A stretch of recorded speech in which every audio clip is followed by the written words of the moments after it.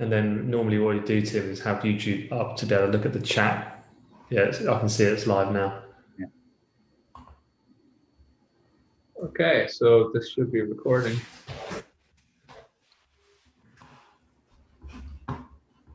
Yep, all good. Okay. Tim, if you want to share your screens. Sure. So what we're going to do here is we're going to have a little look at, if I could just get enabled for screen sharing, that would be great. What we're going to do is we're going to have a look at what Wall Street bets are doing at the moment. So we've seen a couple of days here where they're targeting, what have they been targeting? GameStop. So we've seen phenomenal upside on GameStop, 300%. I think Michael Burry is on that trade too. He's up 1,500% on a $17 million position on that as well. So we saw AMC also getting hit yesterday, and I am a member of Wall Street Bets Reddit, and so by looking inside the beast, you can see what companies they're looking at to hit next. And so just from a cursory look this morning and last night, I saw that they're getting turned on to the silver space. And we found the company that they want to hit. It's called First Majestic Silver Mining, symbol AG. So that's what we're going to have a look at here. We're going to have a look at First Majestic, but also we're going to look at these other essentially markets that they're looking at is the market on BlackBerry, all right, the market on Nokia, and these two here on the left are what are the companies in the silver space. Now, actually, this is a company, AG, it's First Majestic Silver Mining. And I said this on Twitter last night. I thought it was crazy, but they were really looking to hit the silver ETF SLV offered from BlackRock iShares ETF SLV. Now, I put out last night on Twitter. What did I say? I said something like, if they're turning their attention to silver, this is going to be the biggest test that they could ever face. Now, the reason why, from reading on the Reddit, I mean, just to give you an idea, this is the Reddit here, Wall Street Bets. It's actually a little bit easier to read on my phone, but I can't find the exact thread they have on silver at the moment. But if we can really monitor where these guys are coming into these markets, we can kind of see what's happening. So I'll show you now. At 8 o'clock last night, once I was reading this, I went to look on the book, and you got to go down to the 1 minute time frame. And sure enough, here, if I make this full screen, you'll see on First Majestic here, this is on the 1 minute. So we're looking at the overnight, but you can see these buyers now from pretty lackluster trading to suddenly this breakout coming in. Actually, really, I think this started about, around here anyway, 10 o'clock, just post, like after market. Essentially, look at this big bid coming in here, taking out a pretty key level, 1638. Then pulling back into the opening price on the market yesterday for AG, which really is a kind of a sleepy underdog share, and then picking up the bid again. So really from the opening price yesterday, oh, hold on a second, I'll get the percentage measuring tool here. From the opening price yesterday, we saw basically just a huge volatility move down, which is not a mistake bar, to where we are high of day right now. We're up 47.85%. Now, this is similar activity to what we saw on AMC yesterday, and this is what we really saw in the early days of the bid into GameStop. However, these guys have been lifting GameStop since Halloween last year, October 31st. So I thought, why not bring this out to people on YouTube to actually see live what these guys are doing. So there's just no plan. Sorry, hold on a second. We'll be able to look out for German CPI metrics for. So we have German CPI data coming out here, which is quite important to the futures market. But I thought this would be interesting as well to look at. You see the buyers coming back on here in the pre-market midday again. pushing us right up into this quite important 1915 handle. Now, to give you a scope of why these levels are important, I'll just go out to the max monthly bars here. So, you know, Barrick Gold will be a minor, and it should also follow suit if these guys start lifting the commodities market. But it's one thing to lift GameStop and an underdog share that could possibly, you know, transition to the online e-commerce retailing space, and frankly should do. It's another thing to lift a global commodities market. Now, Harold Ham tried this in the 90s, trying to corner the gold market. He's an oil man, actually, but he had made a fierce amount of money in oil, and tried to corner the gold and silver market in the 90s. He was unsuccessful with that. But, you know, I don't know. I'd like to get Anthony Anselm's ideas on. We got retail, you know, really filling their boots up now. Are they taking on a bit more that they can chew? Another, just before I finish, the sort of fuel for Instagram, or sorry, for Wall Street bets to get into this trade has been that they've gotten wind that Morgan Stanley have actually been fined $1 billion for manipulation and market manipulation on the CBOT, which is where these metals are traded. There is no sign of, they got done because there was no sign of market manipulation on the LME, London Metals Exchange, but they did get done. And what was discovered was that Morgan Stanley have been artificially keeping the price of silver down. The word in the Reddit right now is they want to drive silver to what their real world price is of $1,000. Personally, I don't think they can do it, but I'm going to enjoy watching them try. So that's something that we that was discussed on Reddit. We're not here to discuss any singular market participants. I must stress this is purely observation from the Reddit. So, guys, what do you make of all this? I think you're mute there, guys. Yeah. So I was having a look at some of your charts you had up just a while ago before we came on, and you had like the different almost targets and the patterns that they've been seeing. Oh yeah, here it is. Yeah, so the interesting thing is that they really do specialize in underdog type of equity, or sorry, markets like GameStop, like AMC. You know, I could probably take the silver off here and get up it's like AMC, and you'll see. I mean, you'll see that this thing is. You know, there has been a pattern to the charts. These are all monthly bars. Now, AMC was pretty much destined for the heap here. And, you know, you can see that they're just riding this thing up here. I mean, this move is far beyond any sort of deviation measure that you could measure. I mean, I think the 300-day moving or 300-month moving average, let alone 300-day moving average, is still somewhere down around $4 or $5 in this thing. So, but look at the price pattern on Nokia and BlackBerry. Yeah, it makes sense that they have the same share price pattern, given that they are both telecoms hardware players that did get phased out by the movement to the smartphone from Apple. But you can see that there is a slight pattern to these for sure. Yeah, so beyond then, I mean, it feels like obviously this has generated an incredible amount of media attention. I think if you look at the blanket of financial press, you know, the kind of monopoly man, if you like, of Wall Street Bets, the character is kind of peppered everywhere.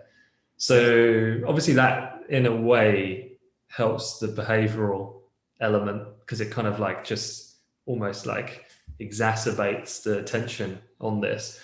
100% yesterday. I mean, it was definitely tied to this. But once, you know, if you fast forward, let's say weeks, can this type of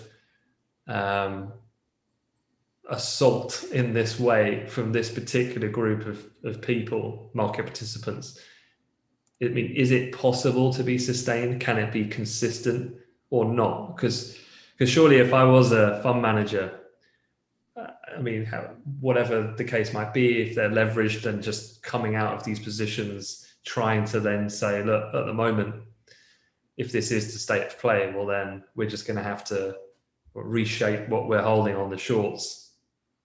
And then if they're not there anymore, then what? What do these guys do then? Well, I think, in the futures market, we regularly see that, especially on sort of holiday periods, that markets can really move around on what is light volume and essentially what you're talking about there, and what we have heard this morning across the markets is that these hedge funds are stepping off a lot of their shorts. They're stepping out of the way because they do, to a certain degree, they do have to publish their positioning. And I've heard this morning on Bloomberg that they were doing that. And so I think Wall Street bets don't really care too much about that, given that they're just driving these prices and they're making a ton of money in doing so. So, I mean, I think now these positions are just going to accelerate to the upside by twice as fast as what we've seen so far, given that we don't have Melbourne Capital there holding shorts over GameStop.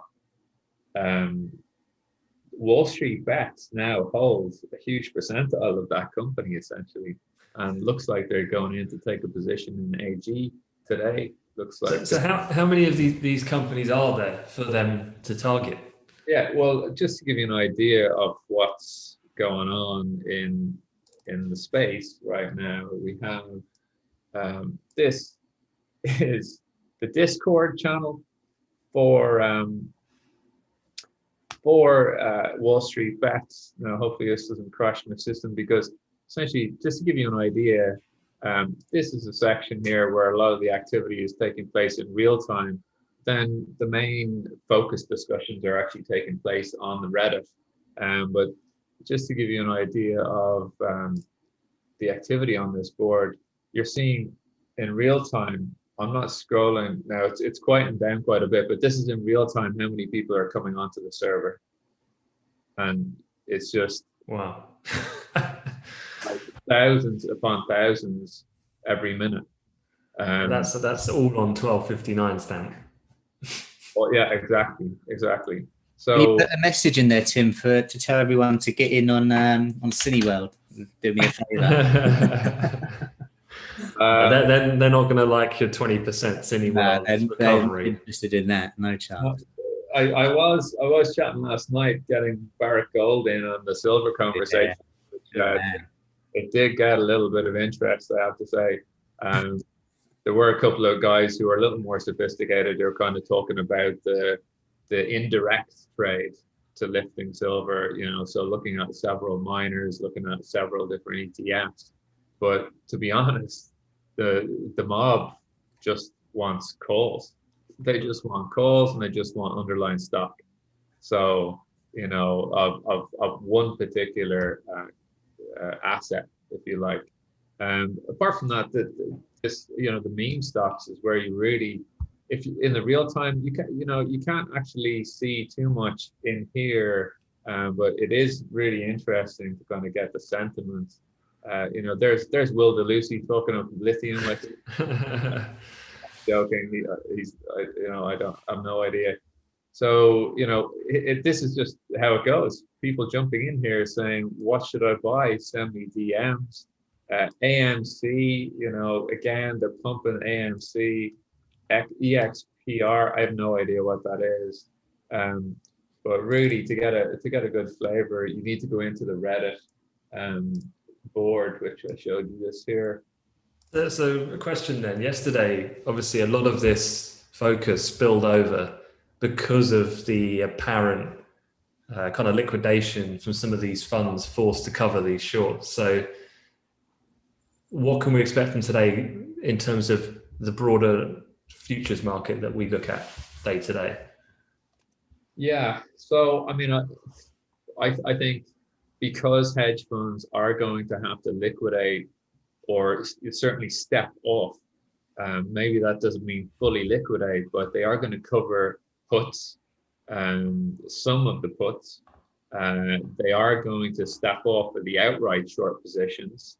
You know, I think that's going to cause further downside liquidation. I mean, I was saying yesterday, if we finish on the lows on equities, I think that's just going to get more retail interest in getting more put protection, more put downside protection. So that in itself becomes a self-fulfilling, self-feeding frenzy of, it makes sense if you're a Wall Street bets retail guy that you're really up in your position now, and so you're going to want some downside put protection. And what happens when the market buys a whole load of puts? The VIX goes up. And when the VIX goes up, equities go down, as in equity indices go down. And so that's kind of what I'm hypothesizing for today. Yeah. So then, so sort of bringing it back then, Sam, if we're looking at these, the US index futures, what do they look like to you from a technical perspective today? Yeah, interesting. And I've certainly got loads of messages from mates talking about all these markets. Is it time to buy the dip? Because we haven't really had a dip for a while. It's not a massive dip, but one to be considered. I think the VIX, it was that, what was it, the third largest intraday spike in history yesterday, or something like that, which was incredible, especially considering 2020. But yeah, for the S&P, for example, your middle right chart, I'm interested in that low from really the cash token yesterday, 37.64, let's call it. That's the line in the sand for me. I'm a buyer above there.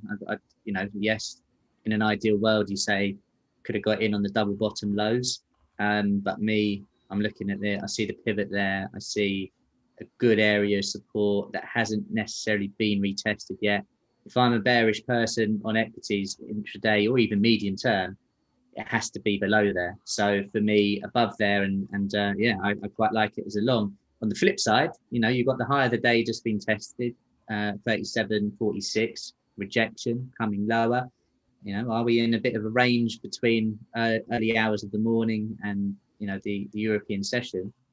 What's it, sort of a 40-point range?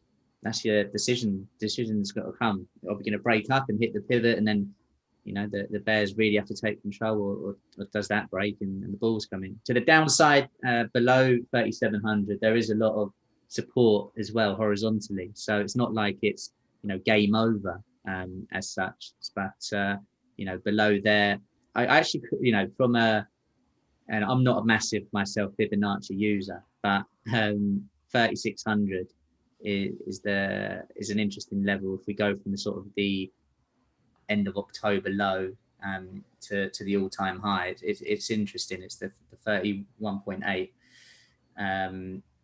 Yeah, next one. So yeah, it's there to the high, and that comes in around sort of 3,600. You've also got, you know, an interesting area of support there, almost the previous all-time high as well. Yeah, there you go. Sorry, yeah. That previous all-time high from sort of, what is it, August, September. I mean, I'd bite your hand off for that, because I still think this market's going higher, isn't it? What do you think, Tim? Absolutely. If you get some, I want some too. Absolutely. 36. What is it? Yeah, 36.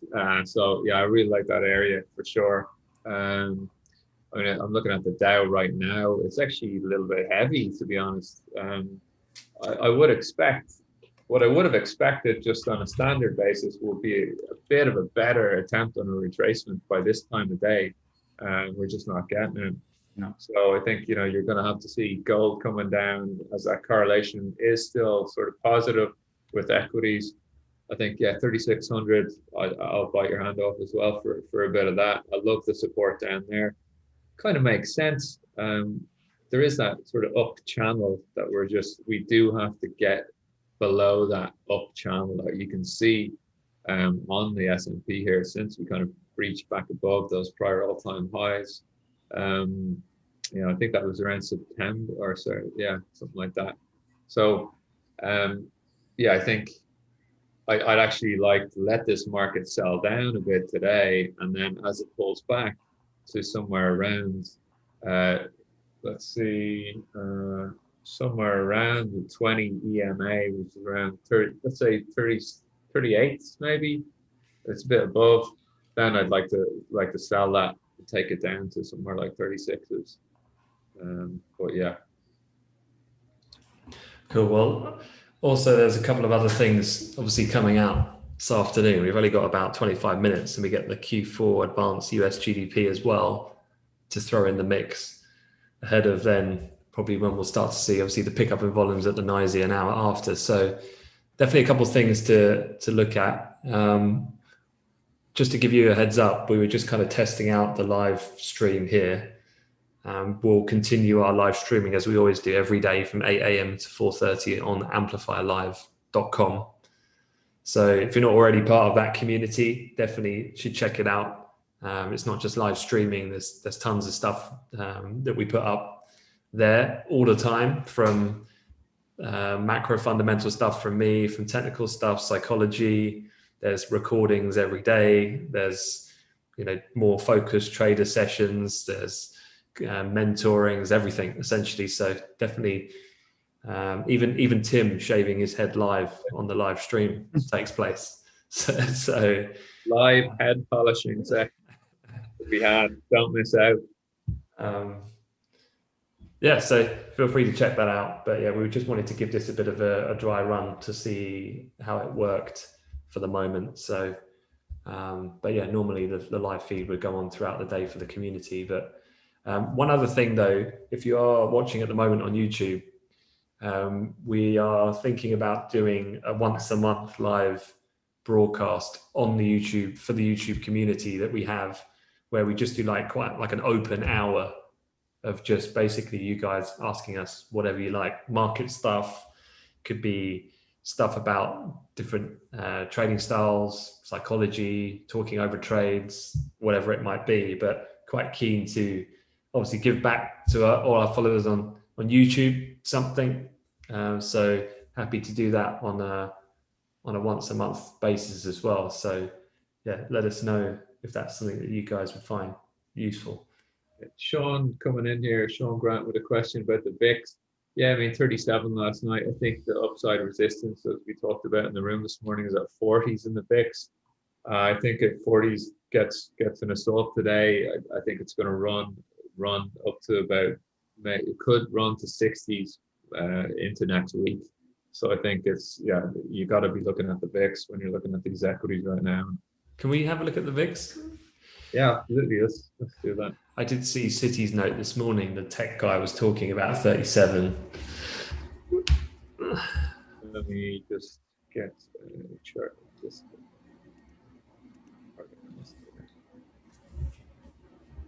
Yeah, this is not a lovely chart, but it is the VIX.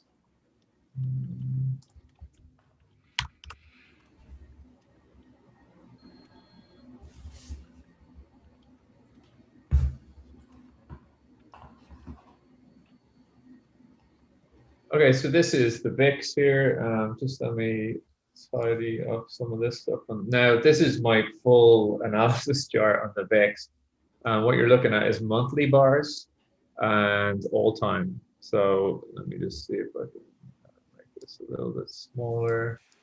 Yeah, here we go. So hold on. Now the downtrend here is the one I've been looking at. This is an all-time downtrend. Let me just see if I can fix this. Here we go. So you can see the VIX high prior to 2008 trend down. Now it's not hugely clean. Let me get another one here. Yeah, here you go. So essentially, this is a downtrend. Now we were looking at this last, I think February. I put out a video in the room on the VIX breaking above this trend line in February. Yeah, February last year. And then holding on the break, and that's when it was pretty obvious that things were going to get a bit wild. A lot of people seeking downside put protection there at that point and driving to an all-time high, 80s by 85s. 40s, let's see. So last night, let's go down to the daily bar, 1 year, 1 day. Yeah, you know, we got up here in the futures on the VIX 36s or thereabouts. Really, the 37s for me is the next resistance, key resistance on the upside, and that's sort of a level that's been, you know, used as resistance in the past, especially, you know, back to September 2019, I think it is here. Let me see what year that is. I think that's 2019. I was wrong the days here. Or sorry, it's 2018, so September last year, yeah. So if we get above 37s, it's going to get really wild, and I think we're going to have a couple of days then. If it gets above 37s, we're going to run wild. 46s is going to be the next stop, and then 57s. I do have a feeling that this market is not going to put in a new all-time high. I think we've seen the high there last year for quite some time. So yeah, that's the VIX. This trend here is absolutely key, though. As you can see, you know, it's really putting up good support on the multi-day. Cool. Well, on that note, let's wrap this up, and then yeah, we'll continue on the main feed on Amplify Live. Cheers, guys. Nice one, guys. Take care.